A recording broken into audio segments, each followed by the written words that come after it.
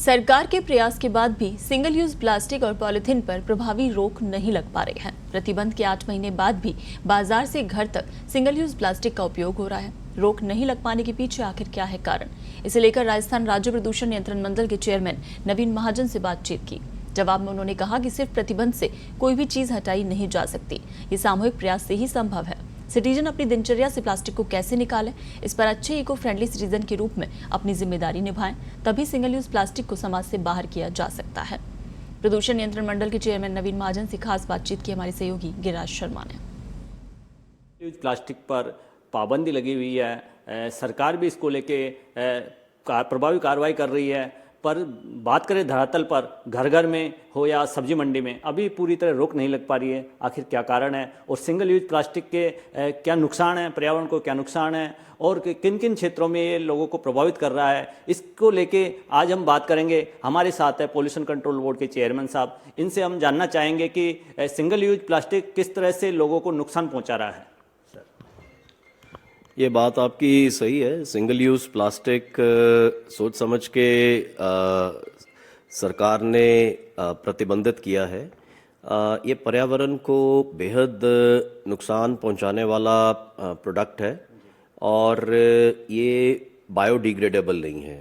मसलन समय के साथ बहुत सी ऐसी वस्तुएं होती हैं जो अपने आप डिग्रेड हो जाती हैं, पर जो सिंगल यूज़ प्लास्टिक है ये बायोडिग्रेडेबल नहीं है, यानी कि बहुत अरसे तक ये वातावरण को प्रदूषित करता है।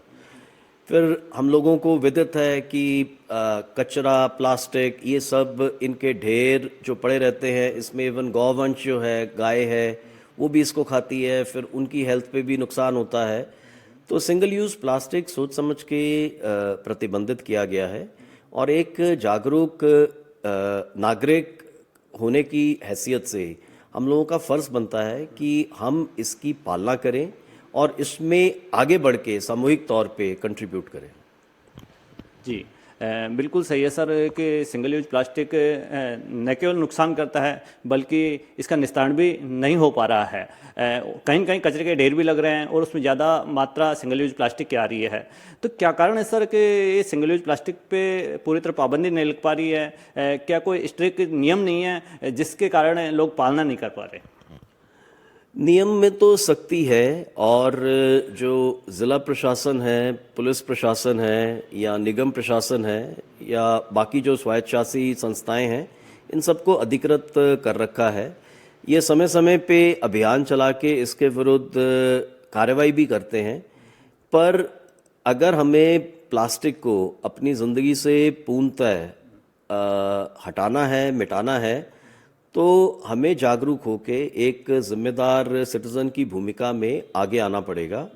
हम लोगों को अपनी दिनचर्या में किस तरह से हम प्लास्टिक को उपयोग में ना लें, हमारी दिनचर्या में वो बदलाव लाना पड़ेगा।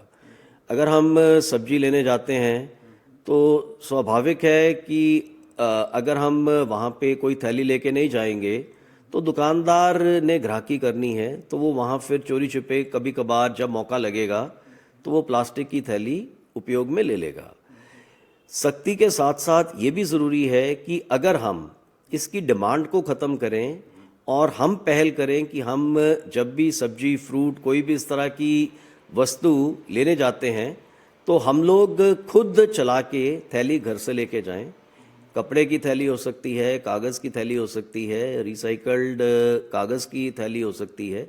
आजकल हर तरह की जो इस तरह की प्रोडक्ट्स हैं अवेलेबल है, ई रिटेल पे भी अवेलेबल है, तो इनको हमें उपयोग में लाना होगा और अपनी दिनचर्या का एक अभिन्न हिस्सा बनाना होगा। जी बात करें सिंगल यूज प्लास्टिक पे पाबंदी को लेकर जवाबदेही की, तो जवाबदेही आप किसे मानते हैं, कौन सी संस्था को जवाबदेही मानते हैं? देखिए, ये एक सामूहिक प्रयास है। अभियान चलते हैं, प्लास्टिक खूब सीजर किया जाता है।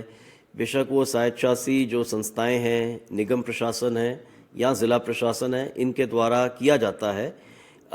ये जब अभियान चलते हैं कठोरता से इसके विरुद्ध लामबंद भी होते हैं, पर उसके बाद फिर थोड़ी देर के लिए जो अभियान की अवधि नहीं होती, तो फिर किसी न किसी को अवसर मिल जाता है वापस इस तरह की चीज़ को अटेम्प्ट करने का।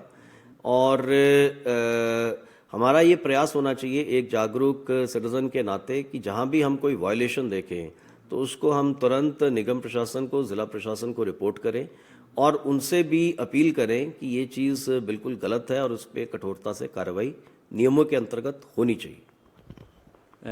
लोगों को भी पूरी तरह ये भी पता नहीं है कि सिंगल यूज प्लास्टिक में आखिर आते क्या क्या है। तो लोग घर से शुरुआत किन किन चीज़ों के बहिष्कार से करें या उनको किस चीज़ का उपयोग नहीं करना चाहिए?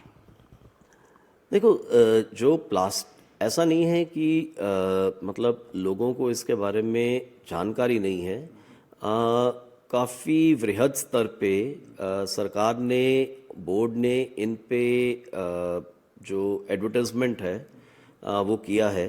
सोशल मीडिया पे भी इसका खूब अभियान चलाया गया है। ज़िला प्रशासन पूरे प्रदेश में उन्होंने भी इस पे अच्छे इफ़ेक्टिव कैंपेन्स रन किए हैं जिसमें इसकी पब्लिसिटी की गई है, रैलीज निकाली गई हैं, इसके बारे में स्कूल के बच्चों को, कॉलेज के छात्रों को जागरूक किया गया है। तो ये तो नहीं है कि आज के दौर में जहाँ पे इतनी इन्फॉर्मेशन है कि हमें इस प्लास्टिक प्रोडक्ट्स के बारे में जानकारी ना हो। केवल और केवल मुझे जो लगता है आवश्यकता है कि एक सिटीज़न अपनी दिनचर्या में वांछनीय बदलाव करे और प्लास्टिक के उपयोग को बिल्कुल अपनी दिनचर्या से किस तरह से वो निकाल सकता है, इसके ऊपर अपनी एनर्जी फोकस करे और एक अच्छे इको फ्रेंडली सिटीज़न के रूप में अपने आप को उभारे। देखो, मैं बहुत स्पष्ट हूँ। केवल प्रतिबंध होने से कोई भी चीज़ मिटाई नहीं जा सकती। ये सामूहिक प्रयास होता है।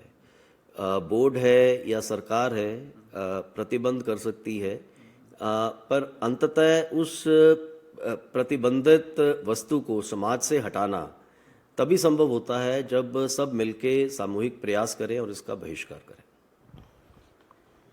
सिंगल यूज प्लास्टिक का पूरी तरह रोक तभी संभव है जब लोग जागरूक होंगे और सामूहिक रूप से इसका बहिष्कार करेंगे।